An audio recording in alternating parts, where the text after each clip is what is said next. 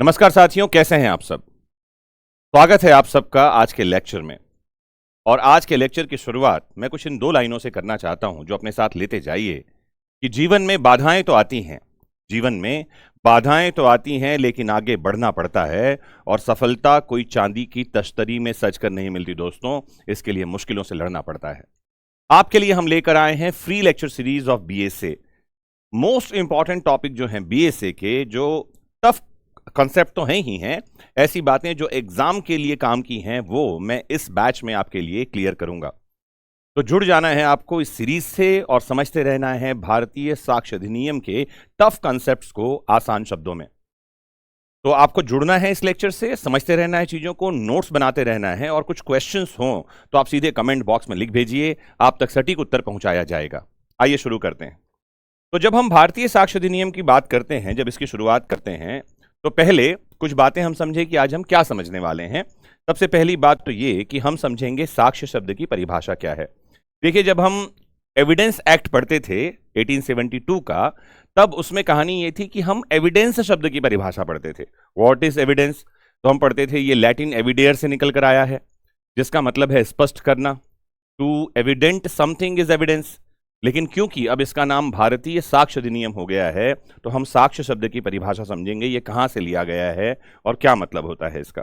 Historical background में चलेंगे। Historical background में जब हम जाएंगे तो मैं 1833 से लेकर जाऊंगा कि जब पहला चार्टर आया हमारे पास में, जिसके माध्यम से लॉ कमीशन बनाया गया। फर्स्ट लॉ कमीशन इस चार्टर से बना था, अगर आपको पता हो तो ये चार्टर आया। इसके बाद एविडेंस एक्ट कब आया, क्यों आया, और एविडेंस एक्ट को खत्म करके हम साक्ष्य अधिनियम क्यों लेकर आए हैं, ये बातें भी आज हम करने वाले हैं, हम समझने वाले हैं।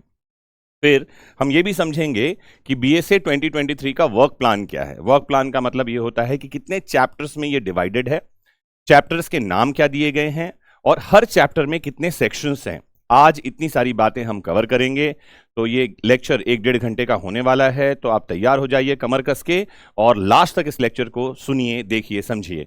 Let's start. तो सबसे पहला शब्द जो मैंने आपको बताया कि एविडेंस शब्द की, यानी साक्ष्य शब्द की परिभाषा क्या है। देखिए, साक्ष्य जो शब्द हमारे पास में है, ये संस्कृत साहित्य के साक्षी शब्द से आया है। और आपको बता दूं कि हमारे पास लॉ जो हमारा सब्जेक्ट है, इसके लिए साहित्य की भरमार है। संस्कृत साहित्य में स्मृतियां जो होती हैं वो एक्चुअली क्रिमिनल और सिविल लॉस के बारे में बात करती हैं। मेन जो स्मृतियां हैं उसमें पाराशर स्मृति है, नारद स्मृति है, मनुस्मृति है, जहां हमको लीगल कंसेप्ट्स मिलते हैं। तो क्या है साक्ष्य? तो एक परिभाषा हमें मिलती है, समीपस्थम साक्षात द्रष्टारम साक्ष्यम इत्युच्यते। समीप से जिस किसी ने किसी घटना को होते हुए देखा है, तो उसने जो कुछ बताया उसको ही हम साक्ष्य समझते हैं। फिर इसमें लिखा है यद वस्तुनि प्रमाणम भवति तत् साक्ष्यम। तद साक्ष्यम, जिससे किसी वस्तु यानी किसी चीज यानी किसी बात को साबित किया जा सके, जिसमें प्रमाणिक भार हो, इसे हम कहते हैं a fact which has probative force. Let me tell you, I will keep on speaking in Hindi and English both. Slide हमारा इंग्लिश में है, मैं हिंदी में भी बोलता रहूंगा, इंग्लिश में भी बोलता रहूंगा। तो बेहतर यह है कि आप हिंदी और इंग्लिश में नोट्स लिखते रहिए। एक बात और समझा दूं, अगर आप जुडिशियल एग्जाम में जा रहे हैं तो translation is an essential part of the examination, and for that legal words has to be understood both in Hindi and in English. मैं इंग्लिश हिंदी दोनों में बोलता रहूंगा। It will not English lecture, Hindi और इंग्लिश में साइमल्टेनियसली मैं बोलता रहूंगा। आप चीजों को लिखते रहिए, समझते रहिए।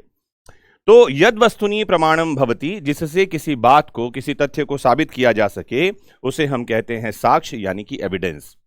लिखा भी है, आप देखें, the word is derived from sakshi, जैसा कि मैंने आपको बताया, which literally means one who sees from close. यहां जो लिखा है ना, समीपस्थम साक्षात दृष्टारम, हु सीज फ्रॉम क्लोज, जो पास से देखता है, प्रॉक्सिमिटी, और one who has direct perception, जिसने किसी बात का बोध किया हो अपनी इंद्रियों से।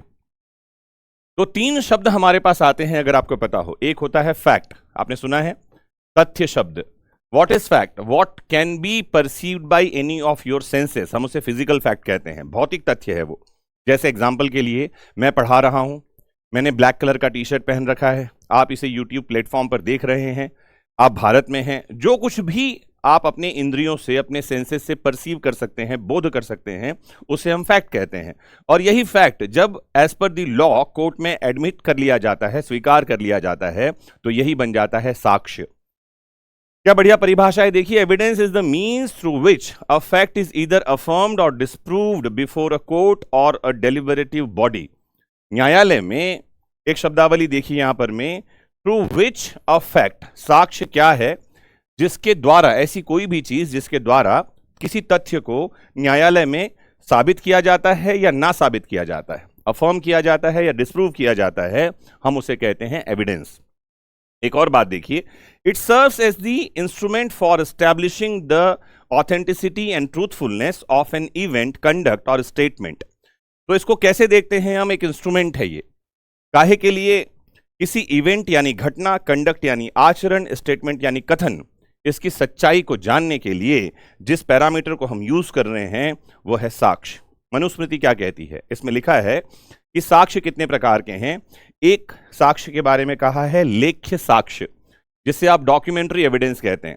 बीएसए में जाएंगे तो entire chapter 5 is talking about documentary evidence, धारा 5 में है, sorry chapter 5, entire chapter 5 talks about documentary evidence, दस्तावेजी साक्ष्य। और आपको बता दूं, डॉक्यूमेंट्री एविडेंस को बेस्ट एविडेंस माना ही जाता है, क्योंकि चैप्टर 6 बीएसए कह रहा है if documentary evidence is available, oral evidence is being और गोइंग टू बी एक्सक्लूडेड। मतलब अगर दस्तावेज मौजूद है तो मौखिक साक्ष्य काम का नहीं है। कहा भी जाता है कि 100 बोला बराबर 1 लिखा। तो एक प्रमाण क्या है, लेख्य साक्ष्य, रिटन एविडेंस कहते हैं इसे। एक साक्ष्य है ओरल एविडेंस, इसे संस्कृत साहित्य में, मनुस्मृति में भाषा साक्ष्य कहा गया है। व्हाट इज भाषा साक्ष्य, जो बोल करके बताया गया है, ओरल एविडेंस। एक है डिवाइन एविडेंस, दिव्य साक्ष्य कहते हैं इसे। तो पुराने समय में आपने सुना होगा अग्नि परीक्षा हुई, आज भी कई जगह विलेजेस में देखने के लिए मिलता है। अभी मैं हाल फिलहाल में ही पढ़ रहा था, एक महिला पर जो है एडल्ट्री का आरोप लगाया गया। और एडल्ट्री मतलब होता है व्यभिचार, कि महिला किसी पराये पुरुष के साथ में, जो उसका पति नहीं है, उसके साथ फिजिकल रिलेशन में थी। गांव में इस बात का प्रमाण कि वो ऐसा कर रही है या नहीं, क्या किया गया, 2 सलाखें गर्म करके उसे कहा गया कि उसको पकड़ो, अगर हाथ जलेगा मतलब तुम जो है अपराधी हो, अगर नहीं जलेगा तो तुम अपराधी नहीं हो। ये बात और है कि आपको याद हो गया होगा, पता होगा कि Joseph Shine versus Union of India एक केस आया 2018 में, जिसमें एडल्ट्री के अपराध को अपराध से बाहर कर दिया गया आईपीसी से, और अब बीएनएस में भी अपराध नहीं है। लेकिन इमोरल तो है, अनैतिक तो है, और आज भी बहुत सारे लोगों को ये पता नहीं है। लेकिन वो साक्ष्य के बारे में समझा रहा था कि लोहे के रॉड को पकड़ना, ये क्या है, दिव्य साक्ष्य। मुझे एक कहानी याद आती है, आपको बताता हूं। ऐसा हुआ एक बार, अकबर बिरबल की कहानी है, कितनी सच्ची है नहीं पता, लेकिन कहानी मजेदार है। एक बार ऐसा हुआ कि अकबर के जो महल है उसमें चोरी हुई, और चोरी होने के बाद चोर कौन है पता नहीं चल रहा था, क्योंकि चोर वही महल का ही कोई व्यक्ति था। बिरबल को बुलाया गया और राजा ने कहा कि बिरबल बताइए चोर कौन है, कैसे पकड़ा जाएगा। साक्ष्य नहीं मौजूद है। ध्यान रखना है, संस्कृत साहित्य भी ये कहता है कि जब हमारे पास किसी तरह का कोई एविडेंस नहीं है तो हम दिव्य साक्ष्य की तरफ जाएंगे। व्हाट इज दिव्य साक्ष्य? तो बिरबल कहते हैं कि महाराज मैं इसका तरीका बताता हूं। एक गधा लेकर बिरबल आते हैं और गधे के पूंछ में काला रंग लगा देते हैं, कालिक। गधे को एक कमरे में बंद कर दिया जाता है और बिरबल कहते हैं कि हर व्यक्ति जो उस महल में ड्यूटी पर था वो जाए और गधे की पूंछ पकड़े। उससे क्या होगा, अकबर पूछते हैं। तो बिरबल घोषणा करते हैं कि जो भी व्यक्ति चोर है, ये गधा उसके छूते ही चिल्लाने लगेगा। होता क्या है, हर कोई बारी बारी अंदर जाता है, जाकर के बाहर आता है। सबके हाथ में कालिख लगी है, जो चोर है उसके हाथ में कालिख नहीं लगी है। क्यों? क्योंकि उसने पूंछ को छुआ ही नहीं। क्योंकि उसको डर लग गया था कि क्या पता वाकई में दिव्य गधा है और मेरे छूते ही ये चिल्लाएगा, चिल्लाने से पता चल जाएगा कि मैं चोर हूं। शायद दिव्य साक्ष्य ऐसे ही साक्ष्यों को कहा जाता रहा होगा, हमको नहीं पता उस बारे में, बहुत ज्यादा हमारे पास प्रमाण नहीं है। लेकिन ये भी साक्ष्य होते थे, फायर, वाटर या ऐसी किसी तरीके से एविडेंस यानी कि साक्ष्य जुटाए जाते थे। कौन सा साक्ष्य प्रमाण है? तो नारद स्मृति कहती है साक्षिणः प्रमाणम श्रेष्ठम। सर्वश्रेष्ठ साक्ष्य कौन सा है? वो जो आई विटनेस दे रहा है। Direct evidence is the best evidence, हम ये कहते हैं, इसे हम डायरेक्ट एविडेंस रूल कहते हैं। और यहां क्या लिखा हुआ है नारद स्मृति में? साक्षिणः प्रमाणम श्रेष्ठम, वो जो व्यक्ति जिसने अपने इंद्रियों से किसी बात का बोध किया है। A person who has perceived any fact by his own senses, जब वो बताएगा तो इसे हम मानेंगे द बेस्ट एविडेंस, सर्वश्रेष्ठ साक्ष्य। तो लिखा है the witness himself is regarded as the best form of proof.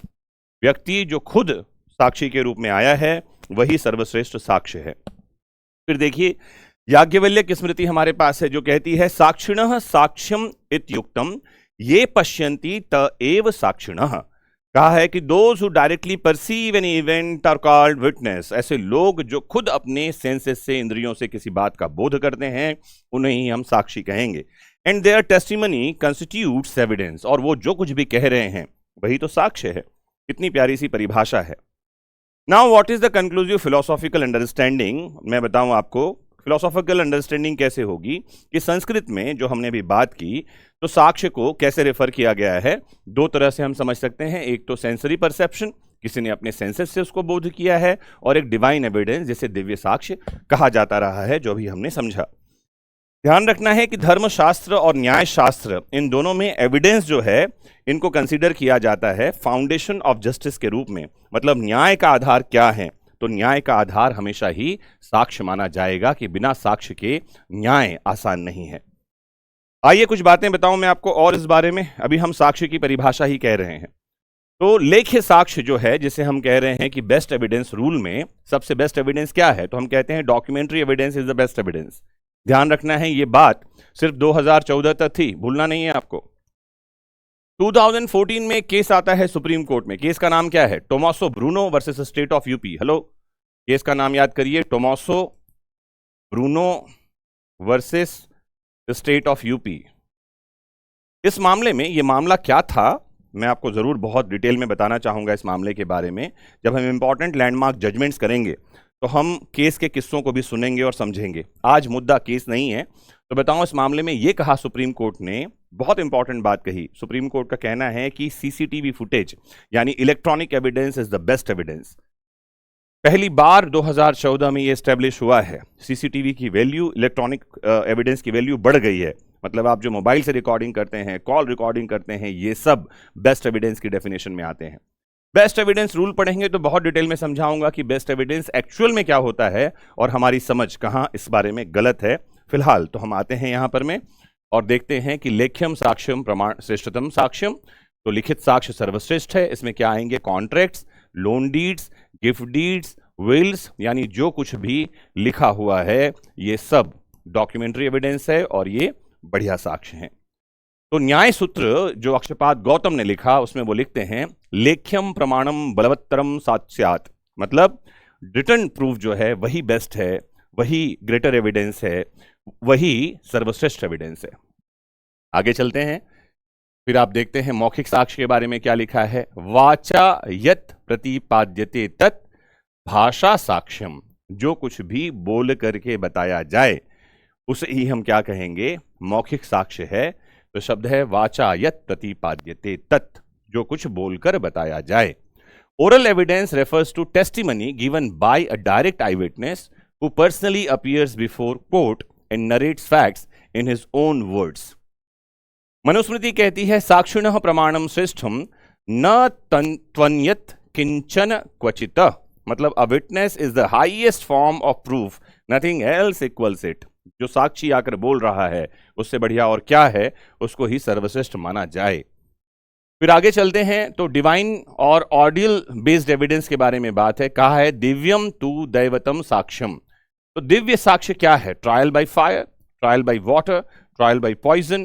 किसी को जहर खिला दिया, सांप से कटवा दिया, बोले कि अगर ये सही है तो नहीं मरेगा और झूठा है तो मर जाएगा।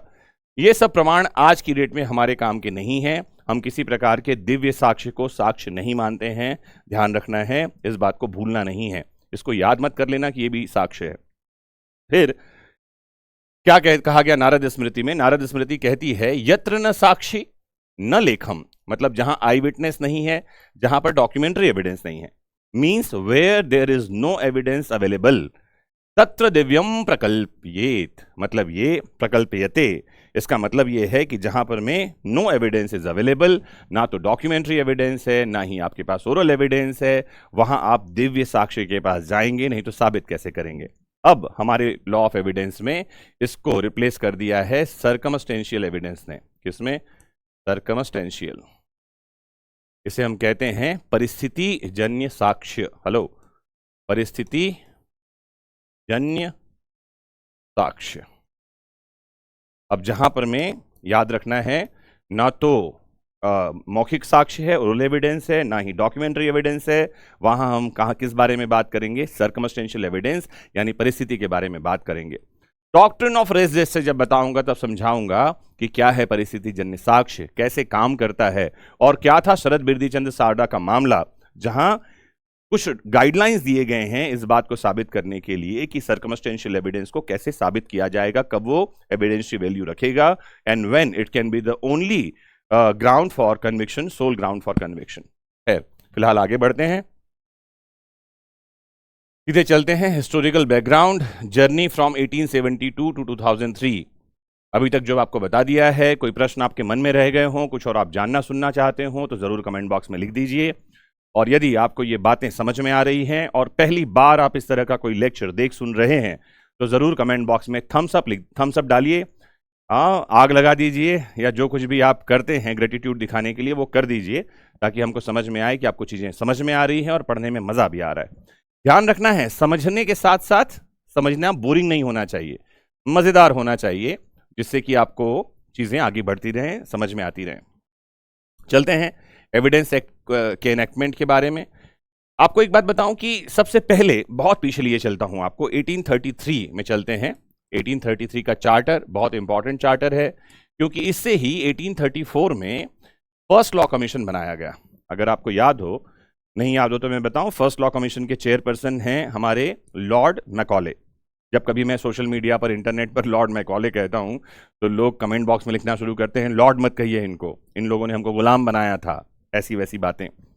नहीं, उनकी उपाधि लॉर्ड है ना। इंग्लैंड में जो हाउस ऑफ लॉर्ड्स में बैठते हैं लोग, उनको लॉर्ड की उपाधि मिलती है और वो आजीवन लॉर्ड्स रहते हैं। तो जब यहाँ पर लॉर्ड कह रहे हैं तो ये उपाधि है लॉर्ड मैकॉले। उनका पूरा नाम है Lord Babington Thomas Macaulay, Lord BT Macaulay. ये जनरल नॉलेज के प्रश्न हैं। अब तो हमारी आईपीसी खत्म हो गई, अदरवाइज आईपीसी के ड्राफ्टिंग कमेटी के चेयरपर्सन यही थे, फर्स्ट लॉ कमीशन ने बनाया था। एंडरसन, मैक्लियॉड, मिलेट, ये मेंबर्स थे वहाँ के। तो ये जो पहला हमारा लॉ कमीशन बना, इसके चेयरपर्सन थे Lord BT Macaulay, Babington Thomas Macaulay. Second law commission हमारा बनता है 1853 में, और बहुत विद्वान, कानून के बड़े जानकार सर जॉन रोमिली, ये जो हैं जॉन रोमिली, इनका नाम याद रखना है हमें, ये सेकेंड लॉ कमीशन के चेयरपर्सन बनते हैं। फिर आता है थर्ड लॉ कमीशन। 1861 में तीसरा लॉ कमीशन आया, और आपको बताऊं ये जो थर्ड लॉ कमीशन है इसके चेयरपर्सन भी थे सर जॉन रोमिली, और इनके ही चेयरमैनशिप में हमारा जो लॉ ऑफ एविडेंस है ये ड्राफ्ट हुआ था। क्या आपको पता है किसने लॉ ऑफ एविडेंस ड्राफ्ट किया था? जरूर कमेंट बॉक्स में लिखिए, बताइए। आप में से कोई सर जेम्स फिट्ज स्टीफन कह रहा है क्या? नहीं, तो आपको बता दूं मैं, जॉन रोमिली साहब जो है, अच्छा इससे पहले क्या हुआ था, मैं थोड़ा सा और पीछे जाऊं, कि 1857 तक भारत पर जो शासन था वो ब्रिटिश क्राउन का शासन नहीं था। 1857 तक आपको जानकारी दे दूं, भारत में ब्रिटिश इंडिया कंपनी का शासन था। 57 में रिवॉल्ट हुआ, जिसको हम फर्स्ट फ्रीडम मूवमेंट कहते हैं, मंगल पांडे जिसमें शहीद हुए। इसके बाद ब्रिटिश क्राउन को समझ में आया कि भारत पर शासन करना आसान नहीं है, और कंपनी के थ्रू तो बिल्कुल नहीं किया जा सकता। ब्रिटिश क्राउन ने सत्ता अपने हाथ में ले ली, और 1858 में ये हुआ। 1858 में अंग्रेज ब्रिटिश क्राउन जो है उसका भारत में सीधा डोमिनियन होता है। इस समय तक समझिए हमारे पास में सेकंड लॉ कमीशन बन गया था, सर जॉन रोमिली साहब आ गए थे, कानून ड्राफ्ट होना शुरू हो गए थे, और जैसे ही क्राउन के हाथ में पावर गई, एक के बाद एक धड़ाधड़ कानून आना शुरू हो गए। 1859 में सीपीसी आ गई, आपको याद ना हो तो याद कर लीजिए। 1860 में आईपीसी आ गई। 1861 में हमारे पास में सीआरपीसी आ गई। तीन बड़े कानून, सीआरपीसी, आईपीसी और सीपीसी, 1859, 1860, 1861 में आ गए। 1861 में सेकेंड लॉ कमीशन बंद करके थर्ड लॉ कमीशन आ गया। अब तक भारत में जो एविडेंस था उसके लिए दो तरह की कहानी चल रही थी। एक तो था हमारा भारतीय न्याय शास्त्र परंपरा, जिसके बारे में मैंने भी आपको बताया, और एक था शरीयत कानून, जो कि कुरान और हदीस पर बेस्ड था। कानून, इन साक्ष्य वाले कानूनों में बहुत सारे फ्लॉज थे। क्या फ्लॉज थे मैं आपको बताऊं? जैसे जो मुस्लिम लॉ है वो महिलाओं को विटनेस मानता ही नहीं है, कमतर विटनेस मानता है। मतलब अगर एक पुरुष साक्षी है तो उसको रेबट करने के लिए दो महिला साक्षी चाहिए, ये अपने आप में खतरनाक है। दूसरा, नॉन मुस्लिम की टेस्टिमनी को वो वेटेज नहीं देते थे। नॉन मुस्लिम मतलब जो मुस्लिम है, जो कुरान को मानता है, वही व्यक्ति साक्षी हो सकता है। नॉन मुस्लिम विटनेस नहीं हो सकता, या हो अगर विटनेस है वो तो उसके स्टेटमेंट को वेटेज नहीं है। कितनी खतरनाक बात है, सोचिए। मान लो दो लोग अपराध कर रहे हैं और वहां देखने वाला जो आई विटनेस है वो मुस्लिम नहीं है, तो उसके विटनेस, उसके स्टेटमेंट को, टेस्टिमनी को वेटेज नहीं दिया जा रहा। खतरनाक मामला था। और इस समय तक अंग्रेजों को यह लग गया था कि देश में एक समान साक्ष्य कानून चाहिए, एविडेंस के लिए यूनिफॉर्म लॉ चाहिए और लॉ ऑफ एविडेंस को कोडिफाई करना होगा। जॉन रोमेली साहब ने इंग्लैंड में एक महाविद्वान व्यक्ति थे, उनको संपर्क किया, उनको भारत बुलाना था। उनका नाम था सर हेनरी समर मेन। ध्यान रखना है, ये नाम लोग भूल जाते हैं। क्या नाम है? Henry summer main. पहले तो इन्होंने देश में आने से इनकार कर दिया, लेकिन बाद में क्या हुआ पता है? जब वो भारत आए, 5 साल के लिए वो आए थे, और भारत देश उनको इतना अच्छा लगा कि उन्होंने 3 साल का एक्सटेंशन लिया। वो 8 साल भारत में रहे, और लॉ ऑफ एविडेंस जो हमारे पास में 1870 वाला 2 वाला लॉ है दोस्तों, उसको ड्राफ्ट करने का पहला जो क्रेडिट जाता है वो सर हेनरी समर मेन को जाता है। और रॉ ड्राफ्ट तैयार करके ये चले गए, लेकिन वो ड्राफ्ट भारत के जो सर्कमस्टेंसेज हैं उसके हिसाब से अप्रोप्रिएट नहीं माना गया। फिर क्या करना होगा? सॉरी फिर क्या करना होगा? तो एक दूसरे विद्वान को टच किया गया। ये थे sir James Fitzgerald James, James Fitz James Stephen साहब इनका नाम है। James Fitz sir James Stephen कई बार इनको कह दिया जाता है, जेम्स फिट्ज स्टीफन कह दिया जाता है। पूरा नाम इनका है जेम्स फिट्जराल्ड स्टीफन। तो ये जो स्टीफन साहब हैं, इन्होंने इस ड्राफ्ट को, जो रॉ ड्राफ्ट था, उसको वापस से रिवाइज किया, और नया जो लॉ आया 1872 का, इसका क्रेडिट इनको दिया जाता है, स्टीफन साहब को। लेकिन आपको ध्यान रखना है, आगे मैं बढ़ता हूं, मुझे उम्मीद है कि ये इतिहास आपको समझ में भी आया होगा, बहुत नई जानकारी भी मिलेगी, पसंद भी आया होगा। 1872 से 1947 तक कॉलोनियल एप्लीकेशन चलता रहा, अंग्रेजों का शासन देश में रहा। 1947 में भारत आज़ाद हो गया। जब भारत आज़ाद हुआ तो ये जो 1872 का कानून है, इसको ही हमने अडॉप्ट कर लिया, कुछ थोड़े बहुत फेरबदल के साथ में उसको हमने अपना लिया। और अपनाने के बाद हम इसमें आगे बढ़ते रहे 1950 तक। 1950 में, सॉरी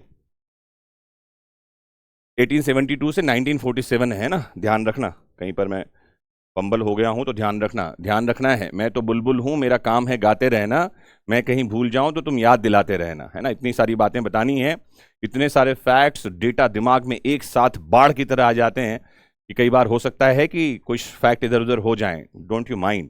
वो कबीर ने कहा है ना, कबीरा आई ज्ञान की आंधी रे। जब सामने पढ़ाने के लिए हम स्टेज पे आते हैं तो कुछ तो अलग ही बात सवार हो जाती है। और अभी मेरे दिमाग में इतने सारे फैक्ट्स एक साथ आ रहे हैं, सोच रहा हूं कौन सी बात बताऊं और कौन सी बात फिलहाल के लिए छोड़ दूं। बहरहाल काम की बातें करते हैं। 1950 में कॉन्स्टिट्यूशन ऑफ इंडिया अडॉप्ट हुआ, इनेक्ट हुआ। और ये जो अडॉप्शन और इनेक्टमेंट है, इसके साथ ही जो एविडेंस लॉ उसको अलाइन होना था फंडामेंटल राइट्स के साथ में, फेयर ट्रायल के साथ में, ड्यू प्रोसेस के साथ में। और इन सब के लिए जो हमारा लॉ ऑफ एविडेंस 1872 का ड्राफ्ट किया गया था, उसको ठीक ही माना गया, क्योंकि 1872 के ड्राफ्ट में जो बातें हैं, जैसे कन्फेशनल स्टेटमेंट है। कन्फेशनल स्टेटमेंट क्या होता है? संस्वीकृति किसके सामने की जाती है? पुलिस के सामने। जो हमारा लॉ था 1872 का, उसमें साफ लिख दिया गया था कि पुलिस के सामने कोई कन्फेशन होगा, अक्यूज ने अपने अपराध को स्वीकारा होगा, इसे कोर्ट में नहीं प्रूव किया जाएगा, इर्रेलेवेंट है। और यही बात हमारे इंडियन कॉन्स्टिट्यूशन के आर्टिकल 20 सब आर्टिकल 3 में लिखा हुआ था। क्या लिखा है वहां?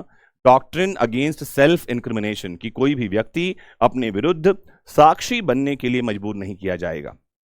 No person shall be compelled to be a witness against himself. और ये बात ठीक है, अलाइनमेंट के साथ है, एविडेंस एक्ट में भी यही लिखा हुआ है। तो ये चलता रहा। तो लेट 20th सेंचुरी में हम जाते हैं तो टेक्नोलॉजी गैप आना शुरू हुए। टेक्नोलॉजी गैप क्या आना शुरू हुए? अब जो है हमको टेलीकम्युनिकेशन स्टार्ट हो गया, कंप्यूटर्स आ गए, डिजिटल रिकॉर्ड्स आने लगे, और पूरा का पूरा टेक्नोलॉजी बेस्ड एविडेंस लॉ हमको चाहिए था, जिसके लिए हमारा कानून 1872 का तैयार नहीं था। फिर क्या किया गया? ये 2000 और 2008 में 2 बार हमने इसमें संशोधन किया as per information technology act. ये 2000 का कानून है, 2000 का, और 2008 में जब इसमें अमेंडमेंट हुए तो हमने वापस अमेंडमेंट कर दिया, और पहली बार जो इलेक्ट्रॉनिक एविडेंस थे उनको रिकॉग्नाइज करना शुरू किया गया, और ये माना गया कि इलेक्ट्रॉनिक एविडेंस भी एविडेंस हैं, जिसको कि 2014 में टोमासो बुनो वर्सेस स्टेट ऑफ यूपी में सुप्रीम कोर्ट ने बेस्ट एविडेंस कहा। और अभी जो हमारा नया कानून है BSA 2023, वो पूरा का पूरा अलाइंड हो गया है IT इंफॉर्मेशन टेक्नोलॉजी से, कि अब क्योंकि आने वाले फ्यूचर में सिर्फ टेक्नोलॉजी बेस्ड एविडेंस आएंगे और जो कि कमाल कर देने वाले हैं आने वाले समय में। आगे लेके चलता हूं आपको मैं। तो 2000 से 2020 में बहुत सारी चीज़ें ऐसी आई जहां पर में कॉन्फ्लिक्टिंग जजमेंट्स आए, जिसमें से एक बहुत बड़ा जजमेंट है 2020 का अर्जुन पंडितराव खोतकर। अर्जुन पंडितराव खोतकर के मामले में पहली बार यह कहा गया कि अगर डिजिटल एविडेंस कोर्ट में आ रहा है, जैसे मान लेते हैं आपने फोन आप यूज कर रहे हैं और अगर आपने ओरिजिनल एविडेंस कोर्ट में रखा है तो दैट्स गुड, मतलब वही फोन जिससे आपने रिकॉर्ड किया है वो रखना पड़ेगा, और अगर आपने उसकी कॉपी रखी है तो सर्टिफिकेट रिक्वायर्ड है। सेक्शन 65B होता था हमारे पास एविडेंस एक्ट का, उसका सर्टिफिकेट चाहिए होता था। तो कई सारी चीजें थी जिनको ठीक करने की जरूरत थी, जिनकी बदलाव की जरूरत थी। और क्या जरूरत था? एक जरूरत थी सबसे बड़ी, need for decolonisation of laws. Decolonisation क्या होता है दोस्तों? तो बहुत सारे लोग जब भारतीय ज्ञान परंपरा की बात लोग करते रहे हैं, राष्ट्रवादी लोग, तो उनको चिढ़ाने के लिए जो विपक्ष है, जो दूसरे लोग हैं, वो यही कहते रहे कि ढंग का एक कानून तो तुम बना नहीं पाए। तुम्हारी जो आईपीसी चल रही है, जिससे पूरे देश का सिस्टम चल रहा है, वो 1860 का है, अंग्रेज देके गए। तुम्हारा जो एविडेंस लॉ है वो 1872 का है, जो अंग्रेज देकर गए। तुम्हारी सीपीसी खुद 1909 की सीपीसी चल रही है। एनआई एक्ट तो 1881 का चल रहा है। तो सारे कानून अंग्रेजों के दिए हुए चला रहे हो, ढंग का एक कानून तुम बना नहीं पाए, और इस बात से उबरने की जरूरत थी। This is all about decolonisation, जो उनका प्रभाव था। जैसे हमारे एविडेंस लॉ में यह भी बात लिखी हुई थी कि ब्रिटिश क्राउन जो गजेट ब्रिटिश पार्लियामेंट निकाल रही है, वो भी हमारे यहाँ जुडिशियल नोटिसेबल है। ब्रिटिश क्राउन की बातें हमारे यहाँ क्वींस प्रिंटर से छपी हुई बातें हमारे यहाँ क्यों जुडिशियली नोटिसेबल हो रही थी?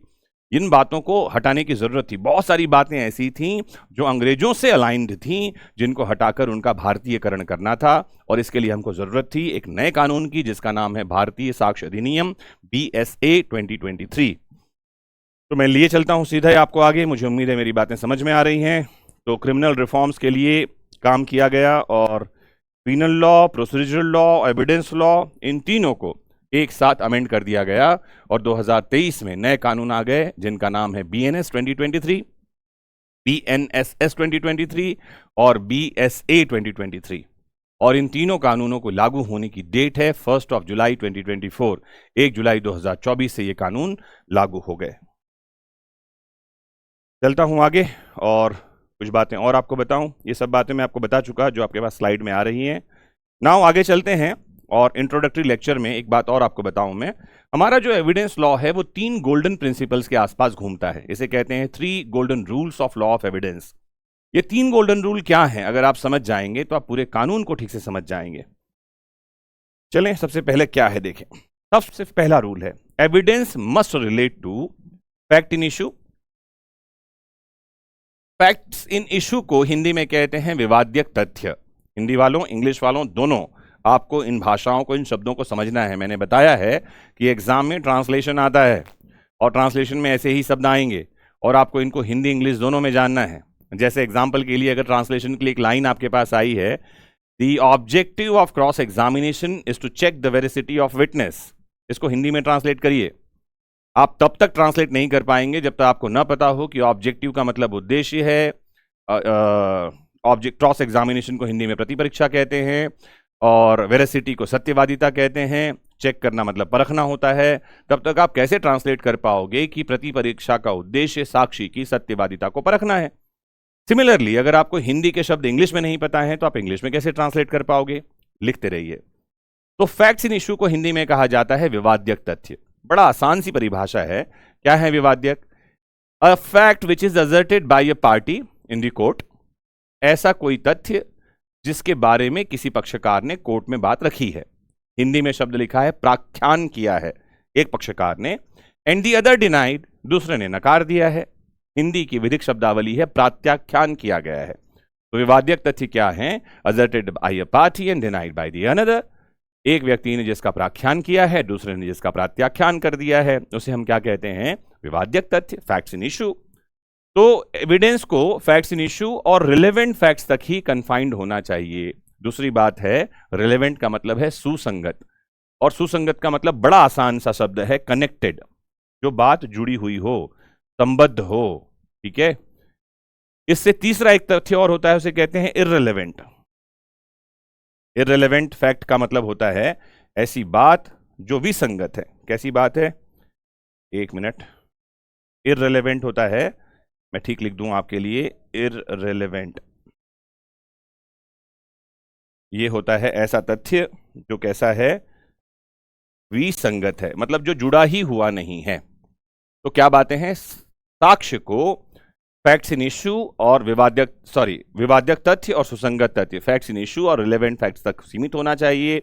उसको इररिलेवेंट नहीं होना चाहिए। इररिलेवेंट मतलब बेकार की बेतुकी बातें कोर्ट में नहीं करनी है, काम की बातें कोर्ट में करनी है। तो रूल्स ऑफ रिलेवेंसी हम देखेंगे, आप चैप्टर 2 में जाएंगे जब, अभी हम शुरू करेंगे जब इस कानून को पढ़ना, तो चैप्टर 2 में सेक्शन 3 से लेकर सेक्शन 50 तक हम रूल ऑफ रेलेवेंसी के बारे में पढ़ेंगे। कौन से तथ्य रिलेवेंट हैं, कौन से नहीं हैं, और किन तथ्यों के बारे में कोर्ट में बात रखी जाएगी। जैसे एग्जाम्पल के लिए अगर हम बात कर रहे हैं कि परिस्थितियां, हम कह रहे हैं कि कोई भी बात हमारे पास ऐसी नहीं है जिसको हम साबित कर सके, हमारे पास डॉक्यूमेंट नहीं है, आई विटनेस नहीं है, हम परिस्थितियों के बारे में बात करना चाहते हैं, तो हमको ये बताना होगा ये परिस्थितियां कहाँ रिलेवेंट है। एफआईआर अगर हम एज ए डॉक्यूमेंट कोर्ट में प्रोड्यूस कर रहे हैं एज ए एविडेंस, तो बताना होगा कि ये कहाँ रिलेवेंट है, इसकी सुसंगति कहाँ है। या हम कह रहे हैं कि कोई टाइम, कोई डेट, कोई स्थान, कोई समय, किसी व्यक्ति की पहचान रिलेवेंट है, तो बताना पड़ेगा कहाँ रिलेवेंट है। तो ये साक्ष्य के नियम है जिसको हम रूल ऑफ रिलेवेंसी कहते हैं। सेक्शन 3 से 550 में हम जाएंगे और यहां इनके बारे में हमको जानकारी मिलेगी। दूसरा गोल्डन रूल क्या है? The best evidence must be produced. देखिए, जब हम बेस्ट एविडेंस रूल के बारे में बात करते हैं तो आमतौर पर लोग क्या कह देते हैं कि documentary evidence is the best evidence. पहला तो ये कहते हैं। दूसरा, टोमासो ब्रूनो के बाद क्या कहने लगे हैं लोग कि सीसीटीवी या digital evidence is the best evidence. एक बात आपको समझाता हूं। जब हम कहते हैं कि बेस्ट शब्द का यूज करते हैं तो आपको ध्यान रखना है कि ये सुपरलेटिव डिग्री ऑफ एडजेक्टिव है। क्या है? Superlative degree of adjective. What is superlative degree? तो जब हम दो या दो से ज्यादा चीजों की तुलना करते हैं, जैसे एग्जांपल के लिए मैं इन दो की तुलना कर रहा हूं, इस ये ब्लैक और ये ब्लैक, इन दोनों में से ज्यादा ब्लैक कौन सा है, ज्यादा डार्कर कौन सा है, तो मैं क्या कहूंगा, ये है या ये है, किसी एक के बारे में बात करूंगा। इन तीन में से बात करूंगा तो पूछूंगा कौन सा सबसे ज्यादा डार्क है, सुपरलेटिव डिग्री आ गई, तो बताऊंगा ये है या ये है। मतलब जब कभी भी हम बेस्ट एविडेंस की बात करेंगे तो डिपेंड करता है अवेलेबल क्या क्या है। मतलब अगर किसी मामले में सीसीटीवी फुटेज अवेलेबल ही नहीं है, डॉक्यूमेंट्री एविडेंस है और ओरल एविडेंस है, किसको बेस्ट मानेंगे? इन दोनों की तुलना में जो बेहतर है दैट इज डॉक्यूमेंट्री एविडेंस। अगर हमारे पास ओरल एविडेंस है, डॉक्यूमेंट लिखा हुआ है और सीसीटीवी है, तो किसको बेहतर मानेंगे? सीसीटीवी को बेहतर मानेंगे। तो बेस्ट एविडेंस रूल का मतलब है जो बेस्ट एविडेंस उपलब्ध है वो प्रोवाइड करिए। हियर से सुनी सुनाई बात कोर्ट में मत रखिए, सेकेंडरी एविडेंस कोर्ट में लेकर आइए ही मत। बहुत डिटेल में पढ़ेंगे बेस्ट एविडेंस क्या है इसके बारे में। तीसरी इंपॉर्टेंट बात, हियर से एविडेंस इज नॉट एडमिसिबल। सुनी सुनाई बात ग्राह्य नहीं है। हियर से एविडेंस क्या है? जैसे एग्जांपल के लिए ए नाम का एक आदमी है, उसको विटनेस बना के कोर्ट में बुलाया और पूछा कि भैया क्या हुआ था उस दिन। तो वो कह रहा है कि मैंने देखा नहीं। वो कह रहा है कि मुझे पता है कि ए नाम के आदमी ने बी नाम के आदमी को चाकू से मारा और बी नाम के आदमी की मौत हो गई। उसको पूछा गया तुम्हें ये बात कैसे पता? तो कहता है मैंने अखबार में पढ़ा था। इसने अखबार में पढ़ा है means he has not perceived anything directly. ये इनडायरेक्ट एविडेंस है। तो किसको बुलाएंगे कोर्ट में एज ए विटनेस? उस आदमी को जिसने उस घटना को होते हुए देखा है। वो कौन होगा? करेस्पॉन्डेंट। करेस्पॉन्डेंट ने किसी को पूछा होगा, ऐसे व्यक्ति को जो मौका वारदात पे था, या हो सकता है करेस्पॉन्डेंट थाने से जाकर वो जानकारी ले आया और उसको न्यूज बनाकर पेपर में पब्लिश कर दिया। किसको बुलाएंगे? वो जो आदमी ओरिजिनल परसीव करने वाला व्यक्ति है, जिसने मामले को घटते हुए देखा है, उसको बुलाएंगे और उससे पूछेंगे। वही है बेस्ट एविडेंस, वही है डायरेक्ट एविडेंस। और हियर से एविडेंस, सुनी सुनाई बात ग्राह्य नहीं है। क्या बातें हैं इसमें? बहुत सारी चीजें आएंगी जिसको मैं आपको बहुत डिटेल में बताऊंगा। नाउ चलते हैं और देखते हैं वर्क प्लान ऑफ भारतीय न्याय संहिता। कई बार जब आप इंटरव्यू में जाते हैं और आपको पूछा जाता है which is your favourite subject, और आप ऐसा बोल देते हो कि भारतीय साक्ष्य अधिनियम मेरा फेवरेट है। इस लेक्चर सीरीज के बाद आपका फेवरेट वैसे भी हो ही जाने वाला है, क्योंकि बहुत सारे कंसेप्ट्स हैं जिसके बारे में बात करेंगे, और जब आपको समझ में आएगा, मजा आएगा, तो आप ये कह देने वाले हो हाँ मेरा बेस्ट फेवरेट जो है ये बीए से है। जैसे ही आपने कहा बीएसए मेरा फेवरेट है, तो एक क्वेश्चन कई बार इंटरव्यू बोर्ड में पूछा जाता है कि what is the work plan of BSA, explain. And work plan का मतलब होता है अधिनियम की कार्य योजना। ध्यान रखना है, आप जब भी कभी कोई कानून पढ़ें तो सबसे पहले नंबर पे आपको यही पढ़ना है। क्या पढ़ना है? What is the work plan. फिर सेकंड नंबर में आपको पढ़ना है व्हाट इज द ऑब्जेक्टिव, क्या है इसका उद्देश्य, क्यों लाया गया ये। और तीसरे नंबर में आपको पता होना चाहिए हिस्टोरिकल बैकग्राउंड, इससे आपको पता होता है पर्पस ऑफ द एनेक्टमेंट। तो हम जान रहे हैं इसका वर्क प्लान क्या है, और मैंने बताया वर्क प्लान में क्या जानना है। सबसे पहले तो हमको जानना है वर्क प्लान में कि ये जो है अधिनियम कितने भागों में बटा हुआ है। तो याद रख लेना है टोटल 4 भागों में यह अधिनियम बटा हुआ है। टोटल चैप्टर्स कितने हैं? तो फिलहाल इसमें टोटल 12 चैप्टर्स हैं। आपको बता दूं जो हमारा एविडेंस एक्ट 1872 का, उसमें 11 चैप्टर्स थे। टोटल नंबर ऑफ सेक्शंस कितने हैं? तो टोटल 170 सेक्शंस इसमें हैं, 177 धाराएं। नेचर क्या है इसका? तो जब कभी नेचर पूछा जाता है तो लोग कहते हैं ये प्रोसीजरल लॉ है। प्रोसीजरल लॉ क्या होता है? प्रक्रियात्मक विधि। लेकिन ध्यान रखना है आपको, जब कभी हम कानून को डिवाइड करते हैं 2 पार्ट में, तो एक तो हमारे पास होता है सब्सटेंटिव लॉ। सब्सटेंटिव लॉ को हम कहते हैं मूल विधि। ऐसा कानून जो अधिकारों को परिभाषित करता है और उपचारों का प्रावधान करता है, प्रोवाइड्स राइट्स एंड रेमेडीज। अगर हम पीनल लॉ में जा रहे हैं तो defines the offence and provide punishment. तो यह है सब्सटेंटिव लॉ। और दूसरा होता है प्रोसीजरल लॉ। प्रोसीजरल लॉ होता है जहां पर में केवल और केवल प्रक्रिया के बारे में प्रावधान किया गया है। जैसे हमारा बीएनएस जो है ये हो जाएगा सब्सटेंटिव लॉ, और बीएनएसएस जो है इसे हम कहेंगे प्रोसीजरल लॉ। यह है न्याय संहिता और यह है नागरिक सुरक्षा संहिता। इसने जगह ली है आईपीसी की और ये जगह ले रहा है सीआरपीसी की। इन दोनों के बीच में मेरे भाई, मेरे दोस्तों, आपको बताऊं यह है हमारा बीएसए। और बीएसए आपकी जानकारी के लिए सिविल और क्रिमिनल दोनों लॉस को बराबर अप्लाई होता है, और इसे हम कहते हैं एडजेक्टिव लॉ। ध्यान रखना है कैसा विधि है ये? Adjective law. ये बात आपको रीजन जो हम आपके बैरेक्ट है उसमें रीजन और ऑब्जेक्टिव कथन और कारण दिया हुआ है, उसमें देखिएगा मिल जाएगा एडजेक्टिव लॉ। और एडजेक्टिव लॉ क्या होता है? A law which defines rule of procedure. Hello, लिखिए इस बात को, नोट डाउन कीजिए। अ लॉ विच प्रोवाइड्स और डिफाइंस रूल ऑफ प्रोसीजर। ऐसा कानून, ऐसी विधि जो प्रक्रिया के नियम बताता है, प्रक्रिया के रूल्स को प्रतिपादित करता है, उसे हम कहते हैं एडजेक्टिव लॉ। तो है तो ये प्रोसीजरल लॉ ही, लेकिन क्योंकि ये विशेष तरह का प्रोसीजर है इसलिए हम इसको एडजेक्टिव लॉ कहते हैं। ध्यान रखना, ये प्रोसीजरल लॉ का पार्ट होता है, प्रक्रियात्मक विधि का भाग होता है। चलूं आगे। तो पार्ट 1 में क्या है? चैप्टर 1 आएगा पार्ट 1 में, जिसमें है प्रिलिमिनरी, प्रारंभिक। इसमें 2 सेक्शंस हैं, सेक्शन 1 एंड सेक्शन 2। इसमें क्या मिलेगा आपको? इसमें पता चलेगा अधिनियम का नाम क्या है, इसका विस्तार कहां तक है, कब प्रारंभ होता है ये, और साथ ही जो है हमको इसमें जानकारी मिलेगी कुछ महत्वपूर्ण शब्दों की, जिसमें हम पहली बार समझेंगे एविडेंस शब्द का मतलब क्या है, जो कि डिफाइन करना भूल गए। 21E में एविडेंस है, लिखा है डॉक्यूमेंट्री और ओरल एविडेंस आते हैं। एक्चुअल डेफिनेशन ये भूल गए हैं, मैंने पहले डिफाइन कर दिया एविडेंस यानी साक्ष्य शब्द का क्या मतलब है। चैप्टर 2 में है रिलेवेंसी ऑफ फैक्ट के बारे में, सेक्शन 3 से 50 में हम जाएंगे। इसे अधिनियम की आत्मा कहा जा सकता है, सोल। जेम्स स्टीफन साहब ने इसको अधिनियम की आत्मा कहा है क्योंकि ये बहुत सारी चीजों के बारे में बात करेगा। ये बताएगा कि कोर्ट में कौन सी बातें करनी है, कौन सी बातें नहीं करनी है। ये बताएगा किसी बात को कैसे साबित कर सकते हैं और कैसे किसी बात को ना साबित किया जा सकता है। तो चैप्टर 2 हम बहुत आराम से समझेंगे, सबसे लंबा चैप्टर है, और उसमें से जो काम की खास खास बातें हैं मैं आपके लिए इस फ्री सीरीज में लेकर के आऊंगा।